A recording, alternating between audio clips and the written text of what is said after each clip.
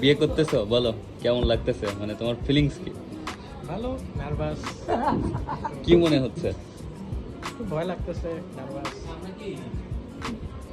মানে তোমার আসলে মানে বিয়ের পরে আসলে প্ল্যানটা কি? বিয়ের পরে এরকম আপাতত প্ল্যান নাই, কারণ ওর পরীক্ষা, হ্যাঁ। আমারও চাকরি আছে। আপাতত একটু ডিস্টেন্সে থাকবো, তারপরে হয়তো আস্তে আস্তে। ওকে, থ্যাংক ইউ। নতুন জীবন শুরু করতে যাচ্ছ, আল্লাহর নামে শুরু করো, আল্লাহ ভরসা। সব কিছু স্বাভাবিকভাবে চিন্তা করো, কমপ্লেক্স হওয়ার কিছু নাই। একটা পার্ট অফ লাইফ, একটা অধ্যায় মাত্র। নতুন দিনের জন্য শুভকামনা।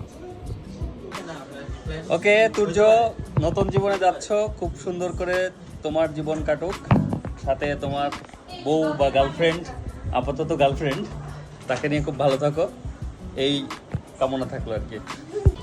সে আমার ভাইয়ের বিয়ে, আমার ভাইয়ের বিয়ের উপলক্ষে আমরা সবাই এখানে একত্রিত হয়েছি, অনেক মজা করতেছি, সামনে অনেক মজা করব।